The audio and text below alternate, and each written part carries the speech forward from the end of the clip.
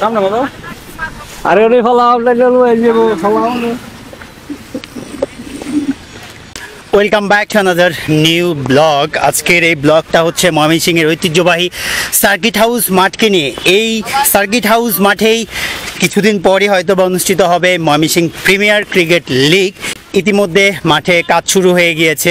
মাঠে যে একটু গর্ত রয়েছে সেই গর্তগুলোতে মাটি দেওয়া, মাটি দিয়ে ভরাট করে আবার রোল করা হবে। আর মাঠে অনেক বড় বড় ঘাসও রয়েছে।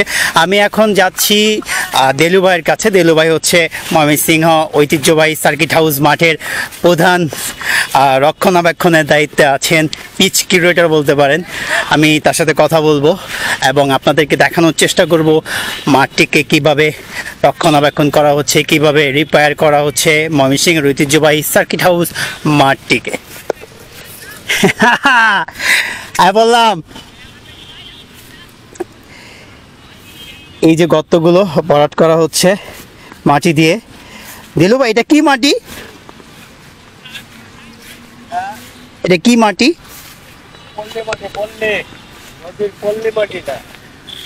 পল্লী মাটি না, পল্লী মাটি না, পলি মাটি।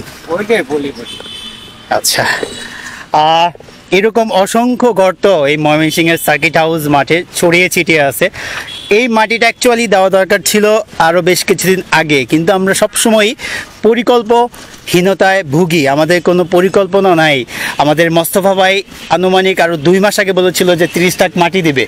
সেই মাটি দেওয়ারও কোনো নাম নাই, সেই মাটি মাঠেও আসে নাই। এই মাটিটা সম্ভবত জেলা ক্রীড়া সংস্থা থেকে এটা দেওয়া হয়েছে, কেননা জেলা ক্রীড়া সংস্থার দায়িত্বেই হচ্ছে Mymensingh premier division cricket league, যেটার দলবদল ধার্য করা হয়েছে 15 থেকে 20 সেপ্টেম্বর। হয়তো বা লিগ শুরু হতে দেরি হতে পারে, আনুমানিক নভেম্বরের দিকে লিগ শুরু হবে। কিন্তু মাঠটাকে তো প্রস্তুত করতে হবে। মাঠের যে অবস্থা, এই মাঠটাকে প্রস্তুত করতে আনুমানিক সময় লেগে যাবে 1 মাস।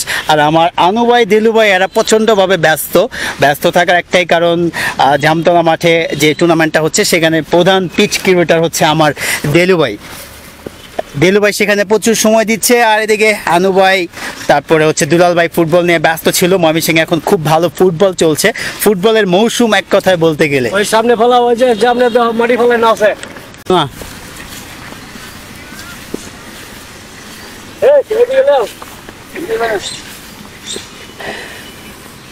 ব্যান দিয়ে দিয়ে এভাবেই মাটি ফেলা হচ্ছে। কালা মাটি ফলাই না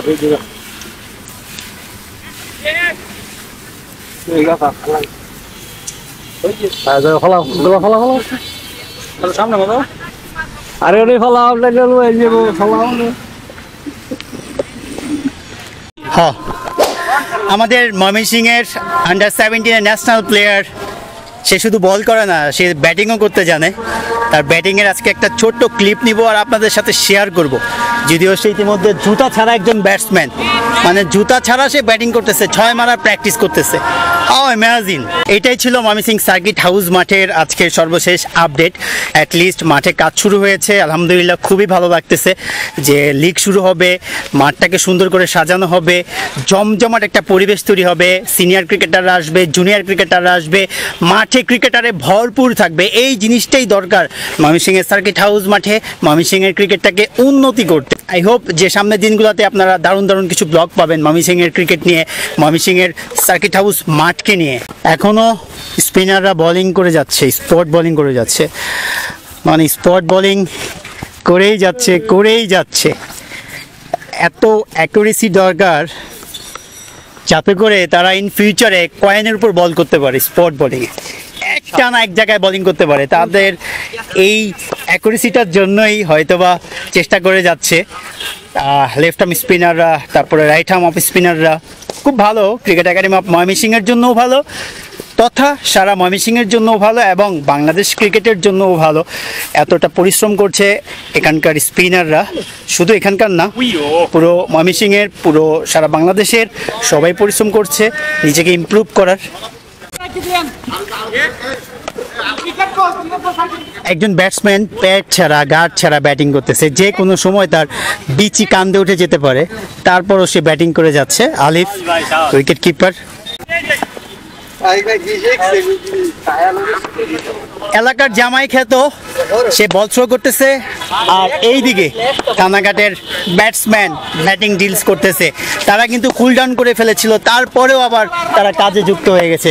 বিষয়টা আসলে বুঝতে পারলাম না, কুল ডাউন শেষে আবার এনে ব্যাটিং। ও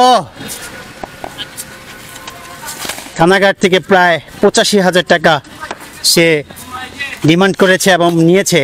তার ব্যাটিংটা নিশ্চয়ই আপনারা দেখতেই পাচ্ছেন, লাইক 1 লাখ টাকা দামের ব্যাটিং।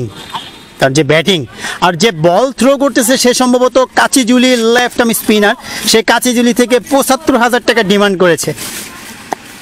75,000 টাকা।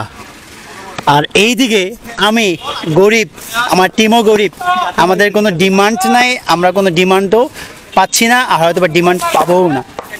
এই ব্লগটা নিয়ে যদি রিক্যাপ করি, এই ব্লগটা মূলত আমি তৈরি করেছি শুধুমাত্র ময়মনসিংহের সার্কিট হাউস মাঠকে নিয়ে। ময়মনসিংহের সার্কিট হাউস মাঠকে পুনরায় তৈরি করা হচ্ছে, রিপেয়ার করা হচ্ছে, গর্ত মাটি দিয়ে ভরাট করা হচ্ছে। এটাই ছিল এই ব্লগের মূল ইস্যু।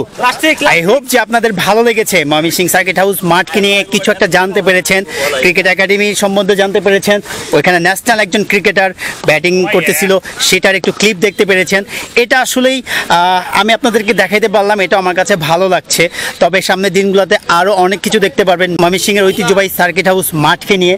আসলে আপনাদেরকে ডে বাই ডে দেখাবো ময়মনসিংহের সার্কিট হাউস মাঠটাকে কত সুন্দরভাবে তৈরি করা হচ্ছে ময়মনসিংহ প্রিমিয়ার ডিভিশন ক্রিকেট লিগের জন্য। এবং এই মাঠের যে উইকেটটা আছে সেই উইকেটটাকে পুনরায় তৈরি করা হবে। আমি আপডেট দেওয়ার চেষ্টা করব আমার ফেসবুকে এবং ইউটিউবে, আপনারা অবশ্যই দেখবেন আর আমাকে সাপোর্ট করবেন। এমন আরও কন্টেন্ট যদি পেতে চান তাহলে অবশ্যই আমাকে কমেন্ট করে জানাতে পারেন যে দিশু আমরা এই ধরনের কন্টেন্ট চাই, আমি ইনশাল্লাহ তৈরি করার চেষ্টা করব। I hope you enjoy this video, hit like, do subscribe my YouTube channel. Thank you so much, must subscribe. क्या हुआ भैया?